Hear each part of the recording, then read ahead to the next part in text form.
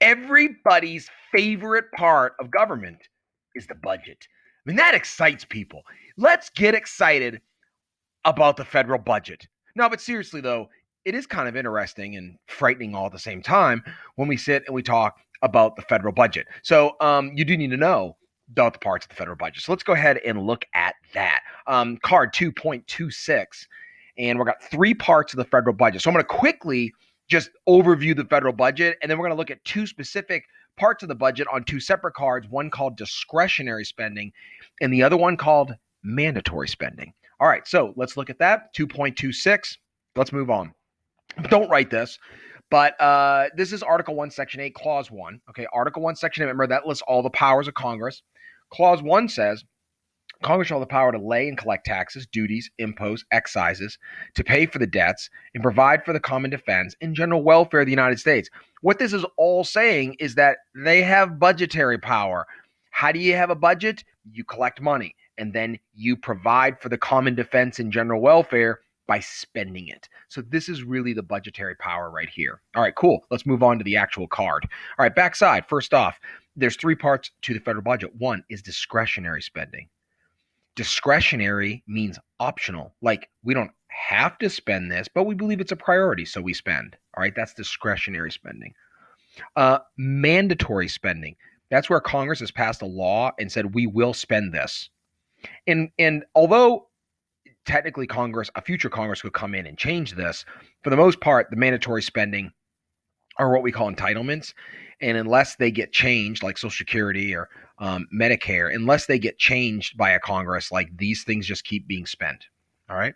And then lastly is the interest on the national debt, which is a rising part of the national debt and could become a very big problem, especially for discretionary spending, as we'll look at. All right, that's the first card. I mean, that was pretty easy. Let's check this out.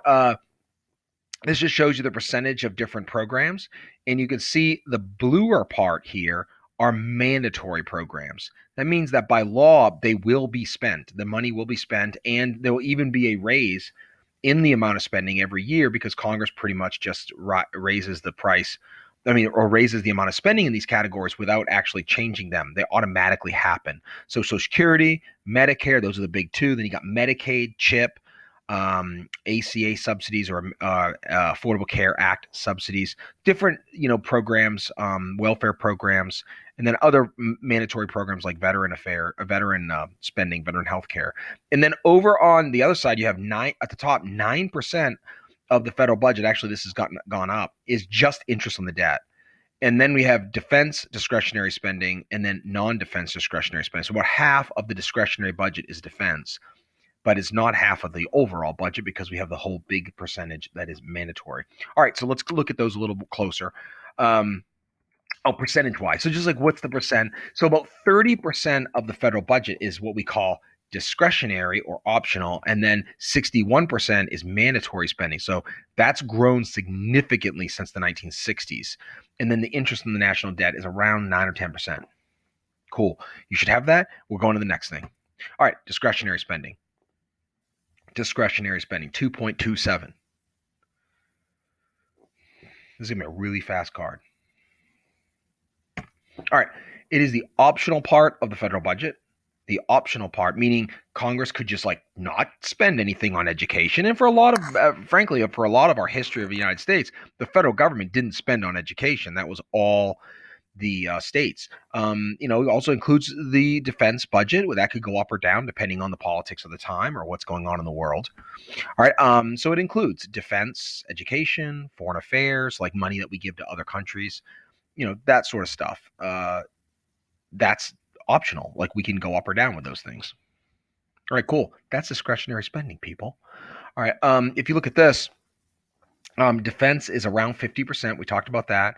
And then the non-discretionary spending are a bunch of other things. You see health, foreign affairs, law enforcement, natural resources, science, transportation, defense, things like that. Okay, cool. So that's discretionary spending. Mandatory spending. This is the big elephant in the room. 2.28, mandatory spending. To mandate something is like an order. You're forcing someone to do something, and that sort of has that same context here. Mandatory, meaning it will happen. Congress has ordered it to be spent, and so this is a government spending on a certain program that's been mandated by law. Like it will happen. There will be spending on this. Government spending on a program mandated by law. These things are called entitlements. So if you meet a certain criteria, you are entitled to the program. Now, again, a Congress could come forward and say, you know what, we're changing Social Security. They're not like locked in forever, but for the most part, Congress isn't going to do that because it's going to be politically, dangerous to like just suddenly change Social Security dramatically. So the biggest entitlement is Social Security. It was started during FDR. It's a very popular program. And it's 65 years or older, and it's basically retirement money. The problem with Social Security is that we don't have as many young people as we used to. So the problem is you don't have as many workers working to support Social Security. And one of the problems with Social Security, it is not a little fund where with your name on it and you've been paying your whole life and then you have this fund that's yours. It really doesn't work that way.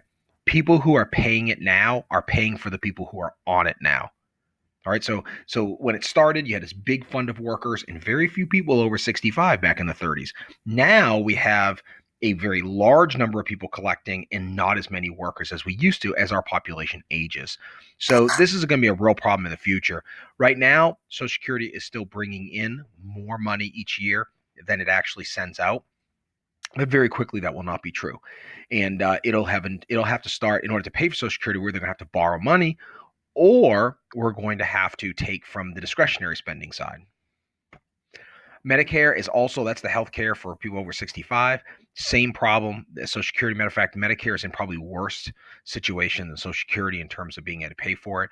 And ultimately with entitlements, that is the problem. As we age as a society and we get older and older and have fewer and fewer children, you just won't have the workers to pay for these programs.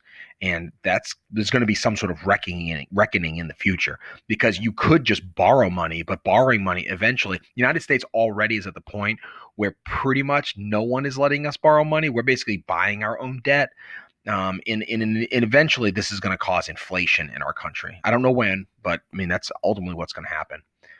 All right. And then lastly, we have Medicaid. Medicaid is a program for the poor, healthcare for the poor. It's basically a welfare program. You have to meet certain income requirements in order to qualify for it. It's also for people who are disabled.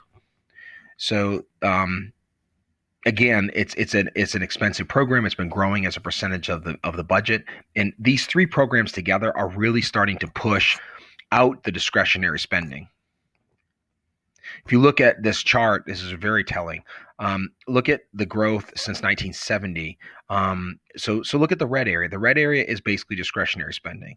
In 1970, 80% of the budget was discretionary. And then you had Social Security, and then you had a little sliver down at the bottom that was Medicare, because it was a pretty new program then.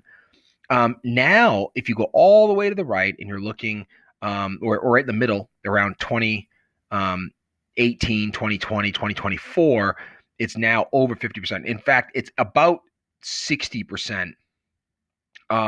It's getting close to 50% of just these two programs. If you add in Medicaid and whatnot, you're over 60% is mandatory. But these two programs by themselves will be 50% of the budget by 2030. So it makes it hard, because now where do you get the money for spending on education? Where do you get the money for spending on defense? All right, that's it for that lesson. Mandatory, discretionary, know the differences. Thank you very much. Bye.